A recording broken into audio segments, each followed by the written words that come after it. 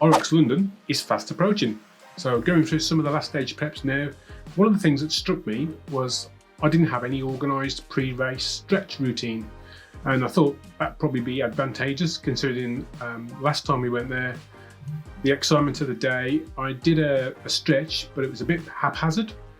And basically all that actually involved was me walking around the warm-up area with a friend from my gym and my daughter Izzy testing out the sleds. They'd put the sleds out ready for us to use, so we did a bit of pushing and pulling on those sleds to make sure they felt okay, and then we did some random mobilising, and that was it. So I've done some research and I've realised I could use the excellent GoWod app, see my review up here, where I tested GoWod against pliability. So I've created a routine for me to follow on the day. Obviously I'm no physio or personal trainer, so follow the guidance I give here with a bit of a pinch of salt. Do your own research and find out what stretches are going to be suitable for you. The routine here though should be sufficient to prepare you for the movements of a Hyrox and the workouts that are involved. So if you do get any injuries, then it's not my fault. What we know about Hyrox is the workouts are always the same every Hyrox event you go to. So the movements that are always involved are running, lots and lots of running, 8 kilometers altogether, a 1 kilometer ski, pushing and pulling a sled backwards and forwards, some burpees, rowing on a row machine, farmer's carry, lunges, and finally some wall balls. Now each warm-up may need to be tailored to any specific needs you have. So these needs are going to obviously depend on your age, any niggles you have or any pre-existing injuries, minor issues you've got, or any shortcomings with flexibility that you've already got. Best way of doing this, in my opinion, is to get the GoWod app on your phone and do what I did. So you choose a pre-workout stretch, include all the movements that are actually involved in a Hyrox event, and do exactly what it says. I'm not sponsored or anything to use the app, I just use it myself. However, be aware that with GoWod, you're going to need a live internet connection to show the workout videos, the stretch videos you need in the protocol you choose. And with so many people in the Excel building telling everybody they know that they're doing Hyrox that day, taking photos and send them to everybody, live streaming, etc., the connection on the Wi-Fi could be very flaky. No radio, no signal, no Wi-Fi. So the best thing to do is familiarise yourself with the movements that you're going to do in your stretches in advance, so you know what to do and don't need any of the videos on GoWod to prompt you. As you can see here, I've just basically pumped in all the movements into GoWod, and it comes out then with a 15-minute stretching protocol.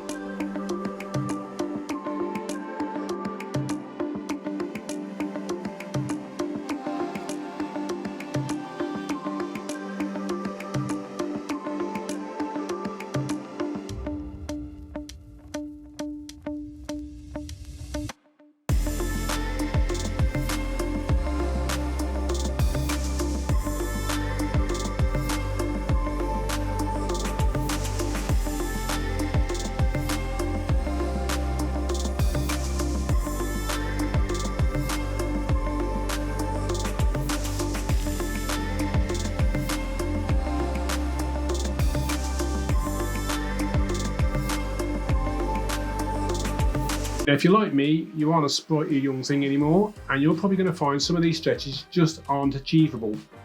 But in this case, GoWod's got you covered. There's a little button in the bottom right, and it says Easy Mode. And basically it's there for us older people or people who just can't have any flexibility, and it's some of the stretches that have been selected. If you press that button, you get a modified version. It's easier for those of us who aren't blessed to be bendy. I'm very bendy. None of the stretches on GoWod need any sort of special equipment. Each Hyrox event has a huge designated warm-up area, loads of available kit there, such as sandbags for the lunges. There was rowers there, skiers. Obviously the sleds were there, and kettlebells for the farmer's carry. So my intention is to do this protocol of stretches on the day about 30 minutes before my heat starts.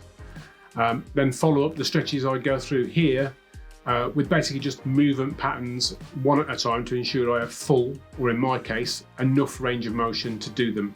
So basically I'm just going to go through, I'll do some burpees, I'll do some rowing, I'll do some skiing, etc, etc, just make sure I know what I'm doing and my body's going to let me do it. It'll also allow me then to get hands on the new sleds. This year they've got new sleds, and so I want to try out how they feel for a few back and forth push and pulls if that's available. I'll probably finish the whole stretch protocol with a few short blasts on the skier and the rower, just to jack my heart rate up a little bit in preparation, if it isn't already spiking like mad from all that pre-race adrenaline. You ready to roll? Back in April in London, they had hype staff on hand, so when you got to the start line, there were a couple of people there taking you through an organised warm-up routine.